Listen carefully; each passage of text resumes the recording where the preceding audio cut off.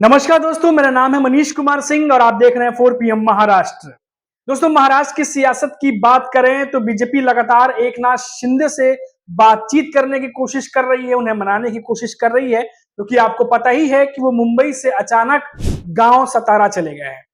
और इन सबके बीच आपको बता दें कि सीएम पद को लेकर के पहले जो खींचतान चल रही थी, उसमें ये बात निकल के सामने आ रही थी कि एकनाथ शिंदे और देवेंद्र फडणवीस दोनों सीएम की रेस में हैं। लेकिन दिल्ली में हुई अहम बैठक के बाद से हमने देखा कि एकनाथ शिंदे ने अपना नाम सीएम पद के रेस से बाहर रख लिया। इनडायरेक्टली उन्होंने कहा कि देश के प्रधानमंत्री नरेंद्र मोदी और अमित शाह जो डिसाइड करेंगे हम वो मान लेंगे। लेकिन सीएम पद के एवज में आखिर क्या मांग की है एकनाथ शिंदे ने? आपको बता दें, जो सीएम का पोस्ट है अब वो बीजेपी के पास है, इसमें कोई दो राय नहीं है। लेकिन एकनाथ शिंदे ने क्या मांगा है, जो खबर निकल के आ रही है उसके हिसाब से विधान परिषद का अध्यक्ष पद, गृह मंत्रालय, उसके अलावा जहां तक जानकारी मिल रही है फाइनेंस मिनिस्ट्री जो वित्तीय विभाग होता है वो भी एकनाथ शिंदे अपने पास रखना चाह रहे हैं। तो ऐसे मोटे मोटे 3 विभाग कम से कम एकनाथ शिंदे अपने पास रखना चाह रहे हैं, जो खबरें आ रही हैं उसके अनुसार। अब ऐसे में जो अजीत पवार जो पहले ही वित्तीय विभाग संभाल रहे थे, उनके पास क्या बचेगा? और खुद बीजेपी के पास सिर्फ सीएम बनाने के बाद ऐसे कौन से और विभाग बच जाएंगे अगर सारे मोटे विभाग, बड़े विभाग जो है एकनाथ शिंदे के पास जाएंगे? तो ये जो डील है, ये शिंदे ने बहुत बड़ी, एकनाथ शिंदे ने डील बीजेपी के सामने रख दी है। अब देखिए, दिल्ली जाने के बाद तमाम बातों पर चर्चा हुई होगी और जब वहां से लौटे हैं तो एकनाथ शिंदे और माइती के तमाम नेताओं ने बोला कि हमारी चर्चा सार्थक रही, पॉजिटिव रही, अब आगे देखना है कि कैसे क्या बात होती है। उसके बाद मुंबई में अपने अपने दलों के भीतर बैठक होती है और एक बड़ी बैठक से पहले ही एकनाथ शिंदे गांव निकल जाते हैं, सतारा निकल जाते हैं और फिर वो बैठक कैंसिल करनी पड़ जाती है। आखिर ऐसा क्या हुआ? क्यों लगातार जो है एकनाथ शिंदे गांव चले गए और उसके बाद इतनी चर्चा जोर शोर से शुरू हो गई?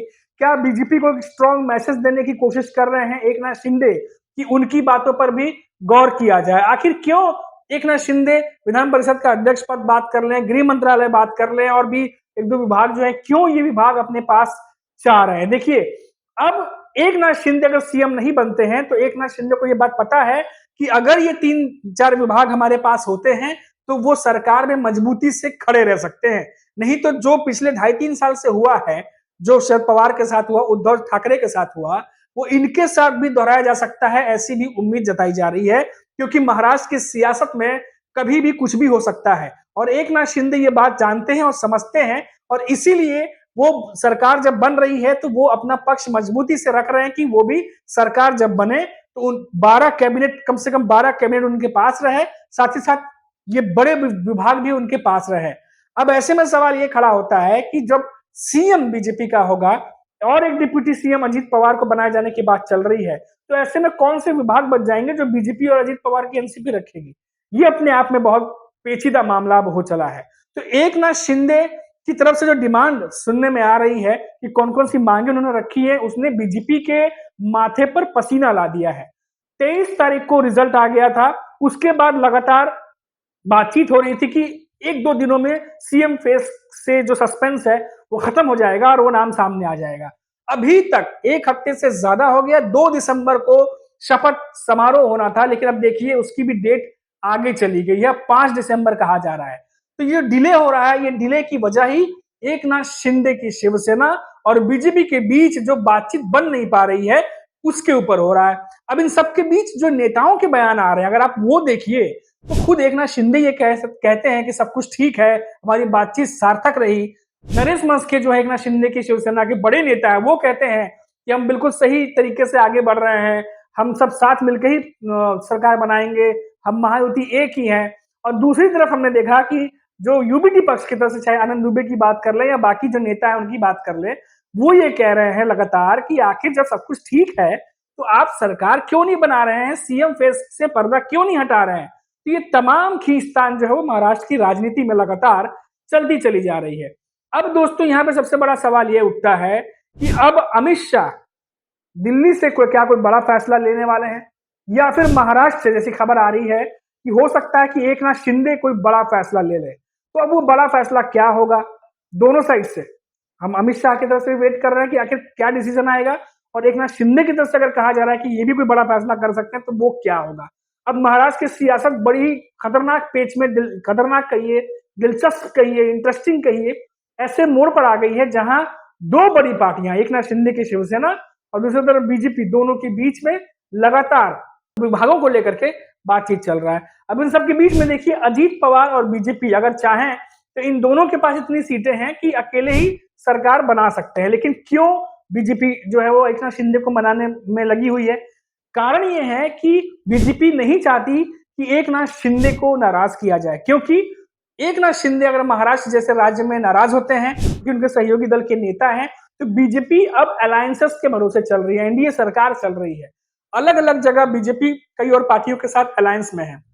उनके सामने एक गलत मैसेज जा सकता है कि देखिए दूसरी सहयोगी जो पार्टी है उनके साथ बीजेपी किस तरीके से जो है वो बिहेव कर रही है। तो एक तरीके से एक मैसेज देने की कोशिश बीजेपी की तरफ से जरूर हो रही है कि देखिए हम सहयोगी दोनों के साथ मिलकर चलते हैं, कोई नाराजगी की बात नहीं है। नाराज होते हैं तो हम मनाते भी हैं, रुकते भी हैं, साथ साथ डिस्कशन करते हैं, फिर आगे बढ़ते हैं। तो ये तमाम चीजें अब खट रही हैं। अब इन सबके बीच में अजीत पवार और बीजेपी ये दोनों मिलकर सरकार बना सकते हैं। तो क्या आगे चल के कुछ ऐसा भी हो सकता है कि ये दोनों आगे सरकार बनाने की सोचें? तो इसकी गुंजाइश कम दिखाई देती है, क्योंकि एकनाथ शिंदे जो है वो मराठा समुदाय से आते हैं और हमने देखा कि पहले ही ये हमने आपको जानकारी दी थी कि देवेंद्र फडणवीस को सीएम बनाने से पहले फीडबैक लिया जा रहा था कि आखिर क्योंकि ब्राह्मण समाज से आते हैं तो महाराष्ट्र में क्या किसी असंतोष की भावना तो नहीं पनपेगी।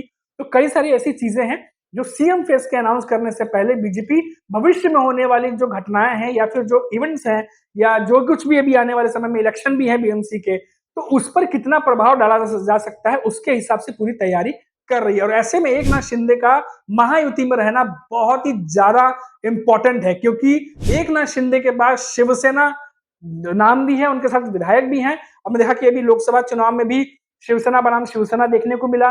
विधानसभा में हमने देखा कि अजीत पवार की एनसीपी बनाम शरद पवार की एनसीपी, एकनाथ शिंदे की शिवसेना वर्सेस उद्धव ठाकरे की शिवसेना यूबीटी पक्ष के बीच में लड़ाई देखने को मिली। तो ये लड़ाई भी बहुत ज्यादा जरूरी है, क्योंकि बीजेपी अच्छे से जानती है कि वो कई जगह पर सीटों पर कमजोर है, जहां पर शिवसेना बनाम शिवसेना करा के वो सीट जीती जा सकती है या एनसीपी बनाम एनसीपी करा के ही जीती जा सकती है। तो कई सारे ऐसे राजनीतिक समीकरण भी हैं जो बीजेपी आने वाले समय में साधना चाहेगी। और ऐसे में जो अभी की अलायंस है, चाहे वो अजीत पवार की एनसीपी हो चाहे एकनाथ शिंदे की पार्टी हो, दोनों ही पार्टियों से बिल्कुल भी बिगाड़ना नहीं चाहेगी। भले ही वो 130 से ज्यादा सीटें जीत कर लेकर जा चुकी हो, लेकिन उसके बावजूद क्योंकि आने वाले समय में भी बहुत सारी चीजें ऐसी हैं जिसको ये जो तिकड़ी है महायुति की, इनकी साथ में रहने की जरूरत पड़ेगी। तो अब देखना होगा कि शाम होने होने तक क्या खबर निकल के सामने आती है। और अभी तक की जो ताजा अपडेट्स थी वो मैंने आप तक पहुंचा दी। नमस्कार।